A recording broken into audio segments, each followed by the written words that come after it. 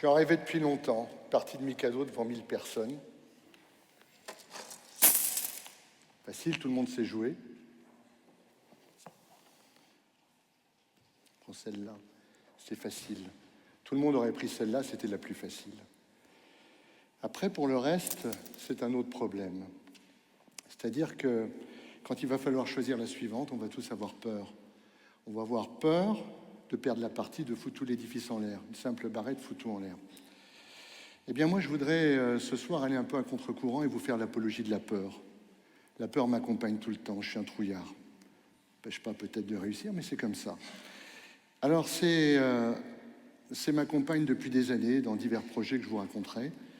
Ça n'a pas trop mal réussi, mais c'est quand même un contre-courant, parce qu'aujourd'hui, tout le monde vous explique comment faire pour ne pas avoir peur. Avant le TEDx, là, on avait tous la trouille. On nous a proposé de la sophrologie, tout un tas de trucs, en disant, vous verrez, vous aurez moins peur, ça va aller. Chacun ses méthodes. Moi, je la respecte, la peur, elle m'accompagne, et je pense qu'elle est indispensable. Alors, je ne vous parle pas de la peur paralysante. Pour préparer le TEDx, encore une fois, mon coach m'a dit, il va falloir regarder un ou deux trucs pour voir comment c'est. Et j'ai vu un TEDx d'un type qui plonge à 150 mètres sous l'eau à 0 degré. Effectivement, si le type il a peur, il va être paralysé, il ne le fera jamais. C'est pareil pour les exploits sportifs ou tout un tas de trucs. Le type qui part en bobsleigh ou qui saute au tremplin, quand tu as peur, tu ne fais pas. Ce n'est pas cette peur qui m'intéresse, c'est la peur un peu plus rationnelle qui nous survient tous quand on va prendre une décision. Par exemple, je vous dis celle-là de quelle barrette je vais choisir. Et mon engagement à moi, c'est un engagement à contre-courant, parce que quand on parle de son engagement, on pense tous, allez hop, j'y vais à fond, je tape dedans, je vais tout déchirer, je vais éclater tout, ça va le faire. Moi, quand j'y vais à fond, etc. Moi, quand j'y vais à fond aussi. Mais mon énergie, je l'utilise peut-être parfois pour freiner. Et d'ailleurs, je pense qu'il faut peut-être même plus de force pour s'engager modérément que pour y aller à fond. Plus difficile parfois de freiner que d'accélérer. Alors, je vous ai fait une confidence, certains me connaissent comme médecin ici, d'autres comme partenaire du club, etc. Alors, je vais vous l'avouer, je l'ai avoué, je suis un trouillard. C'est comme ça ne sortira pas d'ici. Si ça sort, je sais d'où ça vient, ça sera vous. En 89, je suis médecin du sport, je fonde un cabinet à Metz. La médecine du sport n'existe pas. Personne ne fait de la médecine du sport. Quand vous avez un pépin, vous allez chez le rhumato, chez un chirurgien, chez votre médecin. Et la médecine du sport, pour moi, je me dis ça va le faire. Je m'engage dans ce projet parce que je me dis que les gens font plus de sport, du sport de plus en plus n'importe comment. On est dans une civilisation, il faut être musclé, il faut être bronzé, il faut faire ci, du fitness, du machin, du truc. Et je me dis, dans quelques années, tous ces gens-là, ils vont payer les pots cassés, ils auront besoin de moi. En plus, la démographie médicale a commencé à poser un problème, il y a de moins en moins de médecins. Donc je m'installe avec un associé, parce que j'ai peur de le faire tout seul. Je m'installe au 3e étage d'un vieux bâtiment à Metz avec un escalier tout serré. Point de vue marketing, pour monter avec les béquilles et une entorse de cheville au 3e étage, vous pouvez imaginer comme c'est facile. Pas trop fort en marketing. Et puis bien sûr, ça foire, puisque je reste des mois et des mois. De temps en temps, j'ai une vieille tante qui vient me montrer son genou et qui insiste pour payer. Mais au-delà de ça, il ne se passe pas grand-chose. Et donc, il faut trouver une solution. Et puis, j'ai une petite idée, je m'améliore en marketing. Et je décide d'expliquer que j'ouvre une consultation le mercredi soir de 20h à 23h. Et quand les gens appellent, même si ça me fait mal au bide de leur dire que je n'ai pas de place, je leur propose un rendez-vous à 22h. Et le bruit commence à se répandre qu'il y a un type à Metz qui a tellement de monde qui consulte à 22h. Bon, c'est comme ça. Et donc, je prends un deuxième associé, et le cabinet devient trop petit. On passe de 80 à 150 mètres carrés, on déménage. Et puis, j'achète un appareil radio, parce que quand vous faites de la traumato du sport, si vous ne faites pas une radio aux gens quand ils viennent, ça pose un problème, ils vont à l'hôpital, ils ne reviennent plus. Donc j'achète une radio à 2000 €. Une radio, ça coûte 50 000 normalement. Je trouve une vieille radio occasion, mais 50 000, c'est cher, et je me dis, je ne vais pas y arriver.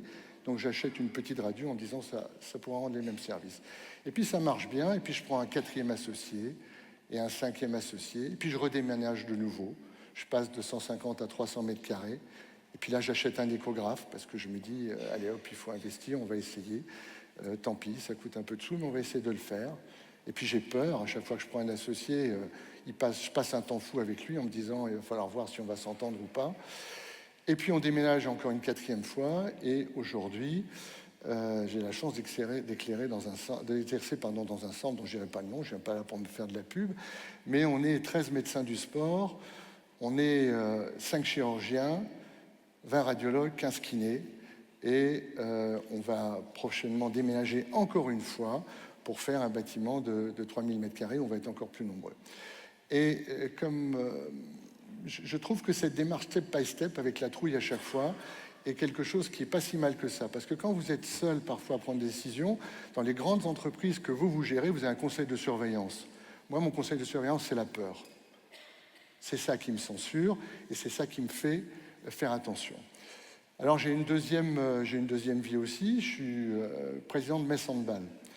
Alors, quand on parle de Metz, on parle du FC Metz, mais on parle aussi de Metz Handball maintenant. Je me suis retrouvé tout à fait par hasard en 2005 à la tête de ce club-là. J'étais médecin du club et le maire de l'époque, qui s'appelait Jean-Marie Roux, je fais un audit et se rend compte qu'on a un trou de 1 400 000 pour un budget d'1 500 000 et me demande d'assurer pendant 8 jours la présidence du club, pendant 8 jours. À part de la médecine, je ne sais rien faire. Et encore, je ne sais même pas si je sais faire. Il faut apprendre plein de choses. Il faut apprendre à lire un bilan, je ne sais pas le faire. Il faut apprendre les prud'hommes. Mon prédécesseur, l'entraîneur a eu le malheur de perdre un match, il l'a foutu à la porte, 300 000 balles de prud'hommes. Il avait fait comme ça avec 1 ou 2 joueuses. Il faut apprendre les politiques, la gestion des politiques. Moi, j'ai 3 collectivités.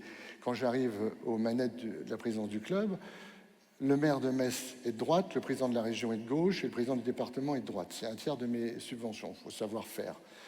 Progressivement, le maire de Metz passe à gauche, la région passe à droite, enfin il se passe plein de trucs, il faut apprendre quand même à gérer ces gens-là, il ne faut pas qu'ils soient plus sur la photo que l'un de l'autre, etc., etc.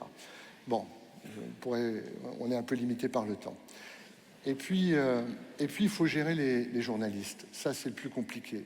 Et c'est terrible, terrible, terrible, parce que, à part Jérôme, ils ont tous l'attrait du négatif et du drame. Je vous donne un exemple. Quand le club a des difficultés, en 2005, quand j'arrive, on passe au comité olympique parce qu'on doit normalement être rétrogradé en 2e division puisqu'on est en faillite. Et au comité olympique, après 3 heures de plaidoirie, avec tout un tas de montages que je ne vais pas vous préciser, on réussit à faire valider le fait que le club ne descendra pas en 2e division, qu'il restera en 1re division.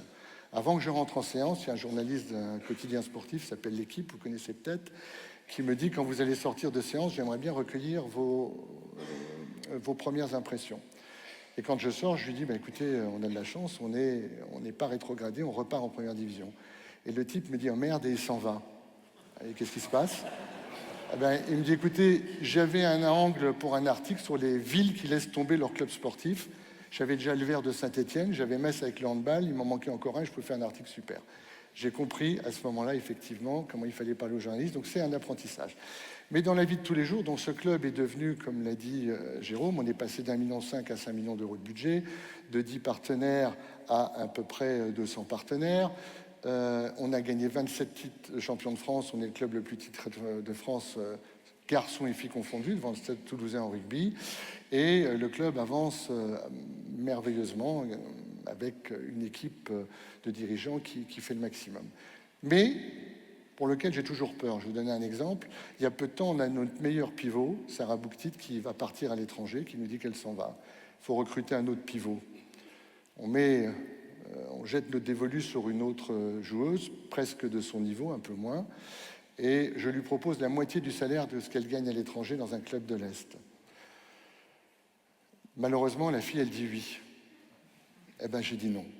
C'est moi qui avais fait la proposition. J'ai dit non parce que j'ai eu peur, si j'avais jamais donné ce salaire-là, j'ai eu peur que ce salaire-là étant supérieur à celui des autres filles, si un jour celle-là passe au travers, les autres filles vont me dire « Attends, moi je gagne moins et je fais gagner l'équipe, elle gagne plus, etc. » Donc c'est tout le temps comme ça. Et a priori, ça marche pas trop mal puisqu'on a assuré une pérennité. On est le plus ancien club de 1re division maintenant, on est le club le plus titré. Je suis le plus ancien, j'allais dire le plus vieux, le plus ancien président de club maintenant en activité, peut-être un des plus vieux aussi. Donc ça se passe pas trop mal avec ce compagnon de route peut-être ringard, de cette peur, et encore une fois de cet engagement à chaque fois avec la peur, qui constitue un frein, mais finalement un frein bienveillant et qui me fait à chaque fois réfléchir beaucoup plus que si j'y allais la fleur au fusil. Alors vous devez dire, la vie de ce type-là, elle doit être épouvantable, il a la trouille tout le temps. Pas tant que ça, parce que comme j'ai la trouille, je répète, bon, aujourd'hui le TEDx, je m'applique, machin, etc. Et je me sens un tout petit peu plus sûr de moi dans mes décisions parce que j'ai eu tellement peur que ça a mis du temps. Alors, ça n'a pas toujours été comme ça, puisque malheureusement, je me suis planté 2 fois. Et c'est fois où je n'ai pas eu peur. La première, je me présente après, comme je ne savais pas quoi faire, je me présente aux élections municipales de ma commune, aux élections précédentes, pas celle-là, à la mairie. J'ai fait 3 mandats comme adjoint. J'y vais la fleur au fusil. J'ai fait un mandat aux finances, les finances sont excellentes. J'ai été au sport, ça s'est bien passé. La culture, ça s'est bien passé. Et je me dis, ça va le faire.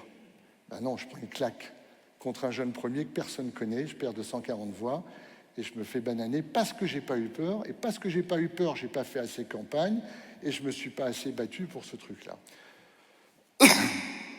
De succès, une défaite. J'ai une deuxième défaite. En 2014, comme mes délais commencent à s'allonger, mes délais de rendez-vous, je me dis il faut faire quelque chose et j'ai l'idée d'une application pour regarder Docteur Sport. Cliquez pour soigner. C'est génial. C'est-à-dire vous faites un tennis un soir, vous tordez le genou avec votre copain, il est 22h, vous n'avez pas envie d'aller aux urgences, vous cliquez, j'ai mal au genou, c'est arrivé comme ça, blablabla. Et j'avais écrit un algorithme d'1 kilomètre qui vous dit, vous avez probablement une entorse du genou, appliquez du froid et pas du chaud, parce qu'on ne sait pas, prenez du paracétamol, blablabla, etc. Et par géolocalisation, la pharmacie la plus proche, c'est ça, l'ostéo pour demain, il est là, etc. Un rêve, truc génial. Lancement au Stade de France, avec Tsonga, Camille Lacour, etc., en grande pompe, pas beaucoup de start-up qui lancent une appli comme ça. Et j'ai la chance d'avoir avec moi un associé qui assure financièrement que je ne peux pas le faire. Et donc, j'ai moins peur en me disant que si ça ne va pas, il est là. Alors que lui a un peu plus peur que moi. Il me dit c'est un peu trop tôt pour lancer l'appli. Il faut faire attention, on n'est pas prêt. Donc, on se plante. On se plante parce qu'effectivement, on n'est pas prêt. On n'a pas trouvé le business model. L'appli fait des bugs, etc. Elle est en sommeil. On verra ce qui se passe. Voilà. Donc, 2-2 balles au centre. 2 fois j'ai la trouille, ça se passe bien. 2 fois j'ai pas la trouille, ça se passe mal. Donc, finalement, mon message, c'est n'ayez pas peur d'avoir peur. Et le jour où j'aurais plus peur, c'est pas que je serais devenu plus courageux, je le serai jamais, c'est probablement que j'aurais perdu le sens des réalités. Un tout petit truc encore, n'ayez pas peur de m'applaudir.